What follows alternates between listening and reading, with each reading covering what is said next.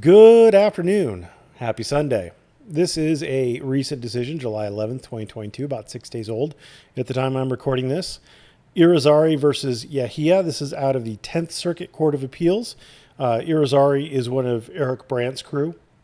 Lives in a van down by the river. Anyway, a couple things about this that I figured it'd be lovely to go over. First, this is the case from the 10th Circuit that establishes that you have the right to film the police in public subject to reasonable time, place, and manner restrictions, just like Turner v. Driver in the 5th Circuit. This case is pretty cool because what I really like is down in the discussion section, they find that as to constitutionally protected activity, the 10th Circuit, which is them, has not recognized the First Amendment right to film the police performing their duties in public.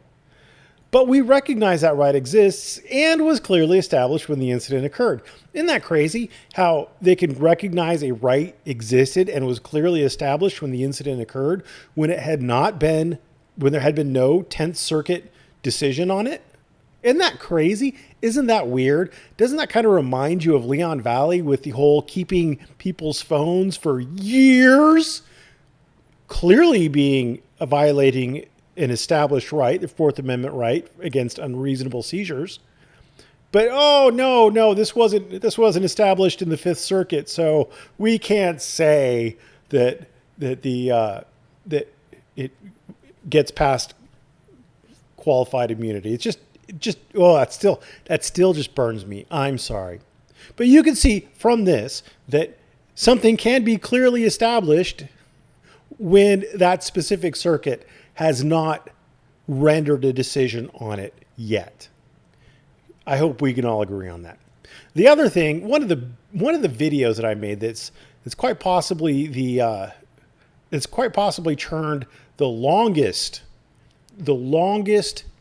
run of comments. I still to this day get comments about it. Is a video I made about Philip Turner, the Batosai, not understanding what Turner v. Driver actually held, the decision. He doesn't understand the decision. And I say he doesn't understand the decision because he walks into a police station that has signs up saying no filming inside the police station, and he films. And he thinks that Turner v. Driver applies to that situation. And I, of course, lay out that it doesn't apply. Now, I don't know if those signs are constitutional, but I do know that Turner v. Driver doesn't apply to it. And the reason why I don't know if those signs are constitutional is because I haven't really looked into it.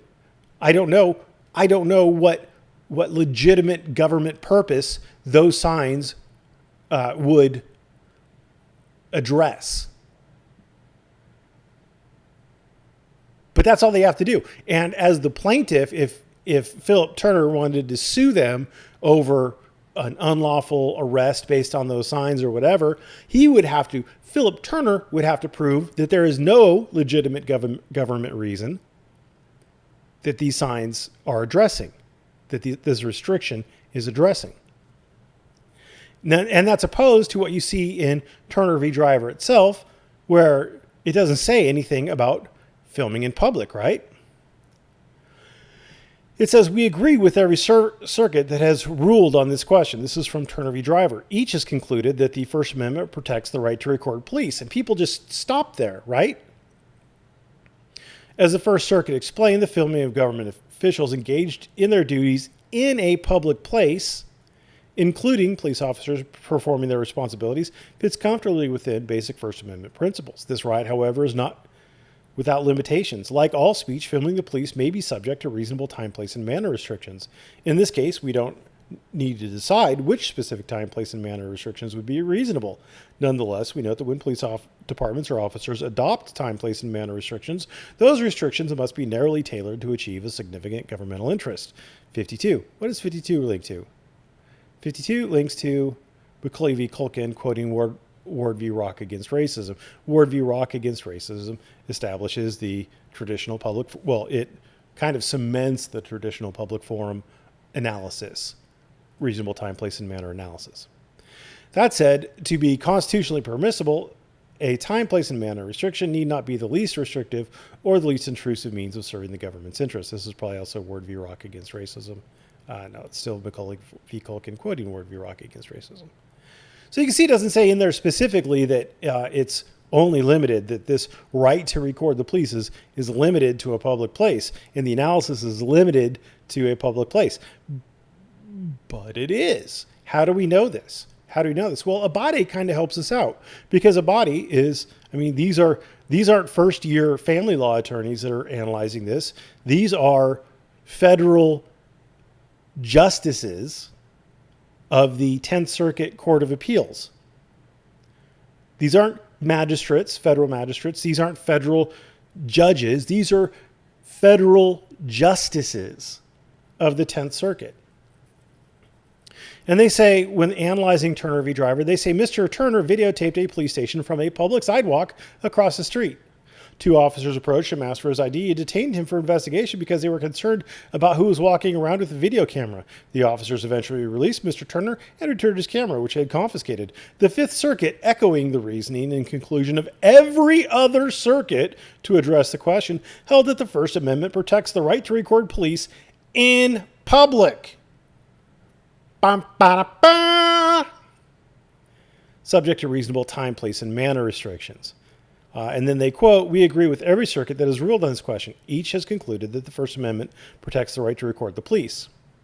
But Abade, or Irizarry, what the hell they call him? Abade Irizarry. This decision, it shows that it's dealing with in public. In public. The 10th Circuit justices came to the same conclusion as a first-year family law attorney. So maybe I'm right. Maybe it's Maybelline, but maybe I'm right. Just maybe. Now, I know what you're going to say. I know what you're going to say because I've heard it echoed through my comment section ad infinitum. You're going to say, it's open to the public. It's a public place. The police station is a public place. Well, I want to point out two things. Number one, it's not a restriction on filming the police in that police station. It's a restriction against filming, period, in that police station. That's number one. Number two, just because it's open to the public doesn't make it a public place. How do we know that? Well, first, this is a nifty little United States Supreme Court decision that I love to quote from, Adderley versus Florida. It's very instructive. And it says the state, no less than a private owner of property, so no less than a private owner of property, i.e. private property, has the power to preserve the property under its control for the use to which it is lawfully dedicated. For this reason, there is no merit to the petitioner's argument that they had a constitutional right to stay on the property. Now, in this particular case, the petitioners were on the curtilage, in quotes, because curtilage usually applies to a house, i.e. the land that immediately surrounds the house. So if you're in the country, it's going to be a little bit different than if you're in the city. If you're in the city, it's your house and then like your front yard, backyard, side yards, if you have any, right? In the country, it's going to be the land immediately surrounding your house. So my house is in the country.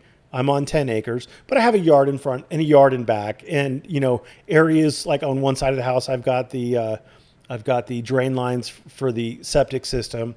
And on the other side, I've got a garage and a driveway and a little porch patio area. So that would all be considered kind of the curtilage. It's the area immediately surrounding a house. Now, in this particular case, the court in Adderley versus Florida is using that to talk about the area immediately surrounding the jail. For this reason, there's no merit to the petitioner's argument that they had a constitutional right to stay on the property over the jail custodian's objections, because this area chosen for the peaceful civil rights demonstration was not only reasonable, but also particularly appropriate. Such an argument has as its major unarticulated premise the assumption that people who want to propagandize protests or views have a constitutional right to do so whenever and however and wherever they please. That concept of constitutional law was vigorously and forthrightly rejected in two of the cases petitioners rely on, and we reject it again. The United States Constitution does not forbid a state to control the use of its own property for its own lawful, non-discriminatory purpose. Now, you're going to say that's not clear enough, John. That's not clear enough. I want it to be spelled out to me as clear as day, that something can be open to the public, but not public property for the purposes of First Amendment analysis. Well, I'm going to give you Greer versus Spock, another United States Supreme Court decision.